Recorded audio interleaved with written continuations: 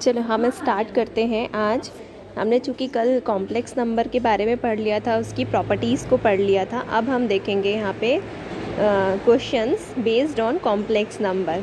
तो सबसे पहले हमने देखा था कि क्रमित युग्म क्या होते हैं, जिसको इंग्लिश में हम ऑर्डर्ड पेयर बोलते हैं। तो ऑर्डर्ड पेयर या क्रमित युग्म समझना है और उसी पर बेस्ड क्वेश्चन है। तो हमने क्या बोला था कि यदि z = a + ib एक कॉम्प्लेक्स नंबर है या सम्मिश्र संख्या है, तो इसका जो ऑर्डर्ड पेयर होगा वो क्या होगा, a + b होगा। क्या होगा, a + b होगा। जैसे हम मान ले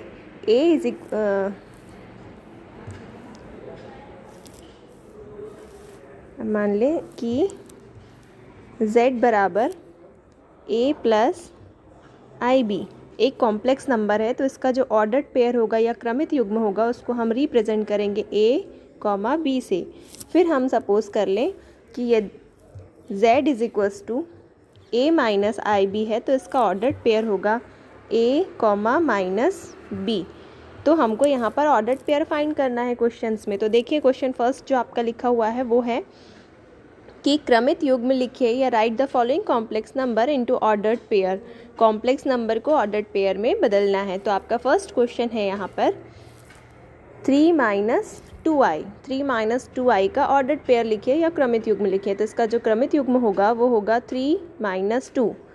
फिर सेकेंड क्वेश्चन है आपका a - bi का ऑर्डर्ड पेयर लिखिए। तो ordered pair is -a - b। Again 3 - i √7 का ऑर्डर्ड पेयर।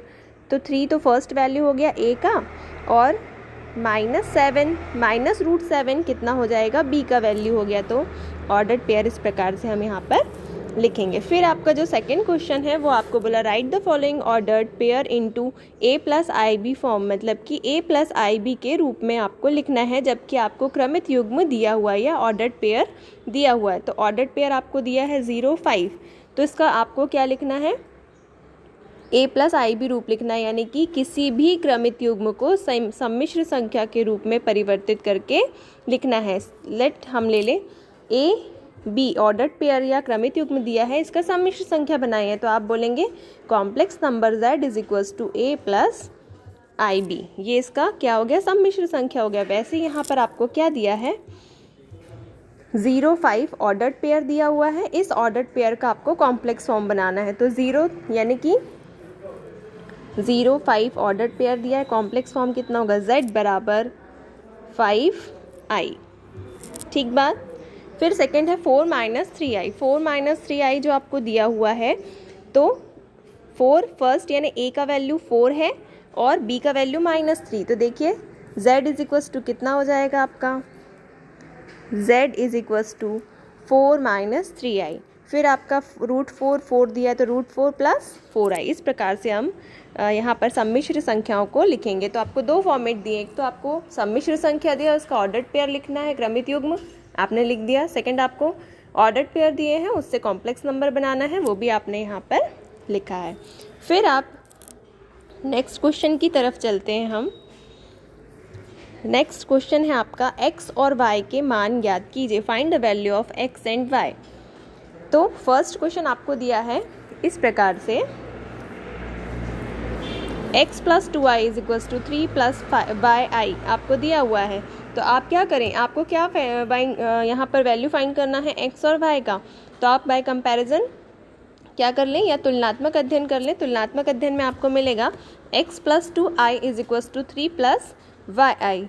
तो x का कंपैरिजन करें, x क्या आपका रियल नंबर है, रियल नंबर का कंपैरिजन रियल नंबर के साथ करेंगे तो x = आपको 3 मिलेगा। इसी प्रकार से 2i का कंपैरिजन आप yi के साथ करेंगे। क्यों, क्योंकि इट इज़ इमेजनरी पार्ट और इसका इमेजनरी पार्ट सेकेंड है। तो 2i का कंपैरिजन yi के साथ करेंगे। तो इमेजनरी पार्ट का कंपैरिजन इमेजनरी पार्ट के साथ करेंगे, रियल पार्ट का कंपैरिजन रियल पार्ट के साथ करेंगे। तो काल्पनिक भाग के साथ यदि तुलना होगा तो y का वैल्यू आप तुलनात्मक अध्ययन से क्या निकालेंगे, 2 निकालेंगे। ठीक बात। सेकेंड क्वेश्चन हम ले लेते हैं। 2 + x + yi = 3 - i। ये आपका क्वेश्चन दिया हुआ है। अब आपको इसमें find the value of x and y निकालना है। तो आप क्या करें, रियल पार्ट देखिए कौन सा है। तो हमने देखा कि x के साथ कोई i इंक्लूड नहीं है, 2 के साथ कोई i इंक्लूड नहीं है। तो रियल पार्ट आपका हो गया 2 + x और इमेजनरी पार्ट हो गया वाई आई। इसी प्रकार से राइट साइड में देखें 3 आपका रियल पार्ट है, माइनस आई आपका इमेजनरी पार्ट है। तो 2 plus X is equals to real number का कंपैरिजन रियल नंबर के साथ और इमेजनरी नंबर का कंपैरिजन इमेजनरी नंबर के साथ आप कर सकते हैं। तो आपका वैल्यू आ गया x is equals to 1 and y equals to -1। फिर हम देखें right the conjugate of complex number, मतलब आपको एक सम्मिश्र संख्या दी है, उसका आपको कॉन्जुगेट लिखना है। कॉन्जुगेट का मतलब मैंने आपको बताया था संयुग्मी लिखना है, एक सम्मिश्र संख्या का संयुग्मी लिखना है। तो सम्मिश्र संख्या का संयुग्मी लिखना है तो हमको यहाँ पर दिया है z is equals to 2 + 3i एक सम्मिश्र संख्या है, z इक्वल्स टू 2 + 2 - 3i एक सम्मिश्र संख्या या कॉम्प्लेक्स नंबर है। इसका आपको संयुग्मी या कॉन्जुगेट लिखना है। This is represented by z बार और z का कॉन्जुगेट जो होता है वो z बार से रिप्रेजेंट करेंगे, which is equal to 2 + 3i। अब आपको बोला है कि आप उसका संयुग्मी तो लिखिए, साथ ही साथ उसका गुणनफल भी ज्ञात कीजिए, यानी find multiplication of given numbers. तो z इंटू जेड बार, यानी z कॉम्प्लेक्स नंबर था, z बार उसका संयुग्मी था, उस दोनों का आपको मल्टीप्लिकेशन फाइंड करना है। तो आप इस प्रकार से लिखें और आप इसको सॉल्व करें तो आंसर कितना आएगा आपका 13 आएगा। फिर नेक्स्ट क्वेश्चन की तरफ चलते हैं। नेक्स्ट क्वेश्चन में आपको फिर से एक्स वाई के मान निकालना है, आप तुलना करें और इसका मान निकालें। नेक्स्ट क्वेश्चन और देख लें। Show that 1 + i upon 1 - i is equals to i raised to power n। आपको यहाँ पे सिद्ध करके दिखाना है कि ये इसके बराबर होगा। तो आप लेफ्ट हैंड साइड ले लेंगे, लेफ्ट हैंड साइड में आप बोलेंगे कि क्या आपको गिवन है 1 + i अपॉन 1 - i रूट कितना n। आपने 1 + i अपॉन 1 - i लिखा, इसका हर का परिमेयकरण कर दें या अपन इसको बोले रैशनलाइजेशन कर दें। तो डिनोमिनेटर का रैशनलाइजेशन करने पे आपको क्या मिलेगा, 1 - i है, किसका रैशनलाइजेशन कर रहे हैं, डिनोमिनेटर का, हर का परिमेयकरण कर रहे हैं।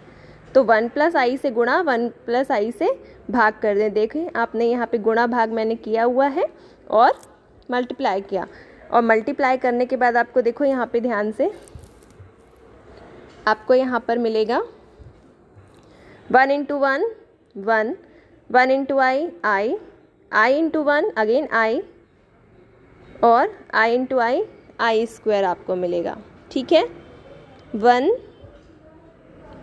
1 और i, मैंने सीधे उसका मल्टीप्लाई करके इसको सीधे लिख के इसको जोड़ दिया और a + b a - b का फॉर्मूला अप्लाई कर दिया, which is equal to a² - b²। यहाँ पर आपको मिलेगा 1 - i²। फिर आपने देखा, इसको हमने सॉल्व किया तो यहाँ पर देखिए 2i अपॉन 1 से 1 कैंसिल हो गया आपका, 1 से 1 कैंसिल, 2i अपॉन 2, 2 से 2 cancel, i raised to power n आपको मिल गया। इस प्रकार से हम ये क्वेश्चन सॉल्व करेंगे। नेक्स्ट क्वेश्चन की तरफ चलते हैं। नेक्स्ट क्वेश्चन है, आपको ये प्रूफ करके दिखाना है कि लेफ्ट हैंड साइड इतना दिया है तो इसके इक्विवेलेंट कितना होता है, 16 होता है। आपने सॉल्व करने की कोशिश की, हमने लेफ्ट हैंड साइड ले लिया, दोनों के रेस में पावर में कितना था, 4 था, तो दोनों को कॉमन कर लिया, इनटू होल पावर 4 कर दिया। आप मल्टीप्लाई करके देखें, आपको ये मिलेगा। उसके बाद सेकेंड स्टेप मिलेगा and then third step solve करने से आप अपने हिसाब से भी इसको सॉल्व कर सकते हैं। मैंने आप इसको सिंप्लीफाई करने के लिए इस पार्ट में 1 अपॉन i वाले पार्ट में i का मल्टीप्लाई और डिवीज़न किया हुआ है, गुणा भाग कर दें आप। इस प्रकार से आपको इमेज मिलेगा 1 + 1 2 i² इक्वल्स टू -1। इस प्रकार से आपने सॉल्व किया। इसको आप एलसीएम लेके सॉल्व करें, 2 की घात 4 मिलेगा, इक्वल्स टू कितना मिलेगा, 16 मिलेगा। फिर हमने देखा नेक्स्ट पार्ट। अब आपको बोला है कि इस भाग को सम्मिश्र संख्या के रूप में बदलिए, सम्मिश्र संख्या के रूप में बदलना है आपको इसको। तो आप क्या करेंगे, हमने z बराबर 4 + 5i अपॉन 2 + 3i ले लिया। फिर हमने यहाँ पर हर का परिमेयकरण कर दिया। हर का परिमेयकरण आप सबको मालूम है रैशनलाइजेशन कैसे करते हैं, रैशनलाइजेशन अप्लाई किया, मल्टीप्लाई करेंगे और सॉल्व करेंगे। 4 × 2 = 8, 4 × 3 = 12 -12i, 5 × 2 = 10i, 5 × 3 = 15 plus minus minus और i का i²। इस प्रकार से हमने सॉल्व किया। अभी सॉल्व करने के बाद हमको मिला 23 ऋण 2i/13। हमको किस रूप में लिखना है इसको, a + ib के रूप में। चूँकि देखो क्वेश्चन a + ib के रूप में नहीं दिया आपको, अलग अलग दिया, अंश अलग दिया, हर अलग दिया a प्लस आई बी, लेकिन आपको इस पूरे फॉर्मेट को a प्लस आई बी के रूप में लिखना है। तो हम यहाँ पर चलते हैं 23/13। एक रियल पार्ट दिखा आपको, a प्लस आई बी के रूप में लिखना है, मतलब फर्स्ट पार्ट आपका रियल होना चाहिए, सेकेंड पार्ट आपका इमेजनरी होना चाहिए। तो फर्स्ट पार्ट आपका कौन सा हो गया, 23/13 आपका रियल पार्ट हो गया। अगेन बीच में माइनस है तो माइनस ले लिया, इमेजनरी पार्ट आपका लेंगे 2i/13। तो ये हो गया आपका a plus I B format. ठीक बात। नेक्स्ट क्वेश्चन ले लें।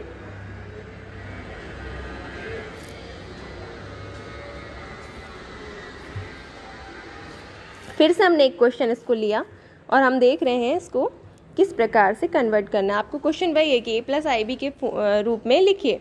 तो a प्लस आई बी के रूप में आपको लिखना है।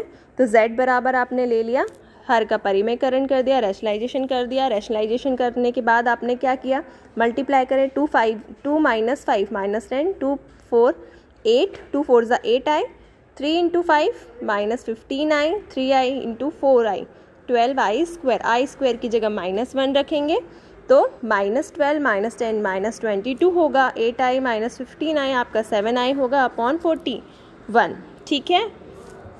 फिर हम देखें कि -22 अपॉन 41 इसका 41 है यहाँ पर, ये इसको करेक्ट कीजिएगा। -22 अपॉन 41 आपका रियल पार्ट, -7 अपॉन 41 आपका इमेजनरी पार्ट हो जाएगा। फिर हम नेक्स्ट क्वेश्चन ले लें।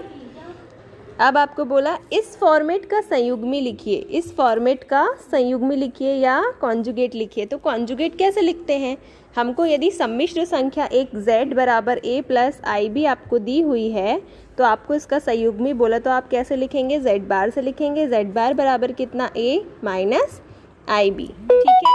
यदि एक सम्मिश्र संख्या दी है तो उसका हम संयुग्मी इस प्रकार से लिखते हैं। लेकिन यहाँ पर सम्मिश्र संख्या दी है क्या, नहीं दी। तो हम सबसे पहले क्या करें, दिए हुए वैल्यू को सम्मिश्र संख्या रूप में परिवर्तित करेंगे। तो इस वैल्यू को हमने सम्मिश्र संख्या के रूप में परिवर्तित करना है। सम्मिश्र संख्या में परिवर्तित करने के लिए हम क्या करेंगे, सम्मिश्र संख्या के रूप में परिवर्तित करने के लिए हम हर का परिमेयकरण करेंगे, सॉल्व करेंगे और a plus I B, z बराबर a प्लस आई बी के रूप में लिखेंगे। a कौन सा, 1/4 और b का मान √3/4 i। a plus I B के रूप में हमने लिख दिया। अब हम क्या करेंगे, इसका कॉन्जुगेट लिखेंगे या सम्मिश्र संख्या लिखें। सम्मिश्र संख्या मिल गई थी आपको, इस सम्मिश्र संख्या से हमको क्या निकालना है, z बार निकालना है या कॉन्जुगेट निकालना है। तो 1/4 प्लस की जगह माइनस √3/4 i। तो दी हुई सम्मिश्र संख्या का कॉन्जुगेट आपने इस प्रकार से निकाल लिया। हमको ध्यान रखना है, सम्मिश्र संख्या के रूप में दिया तो सीधे हम कॉन्जुगेट लिख सकते हैं, लेकिन सम्मिश्र संख्या के रूप में नहीं दिया तो हम सीधे कॉन्जुगेट नहीं लिख सकते। हम क्या करेंगे, पहले उसको सम्मिश्र संख्या के रूप में बदलेंगे एंड देन उसका कॉन्जुगेट लिखेंगे। ठीक है। इस प्रकार से हम इतने क्वेश्चंस को आज देखेंगे। नेक्स्ट क्लास में हम नेक्स्ट क्वेश्चन देखेंगे। अभी इन क्वेश्चनों में यदि कोई डाउट होगा तो मुझे बताएं। Thank you.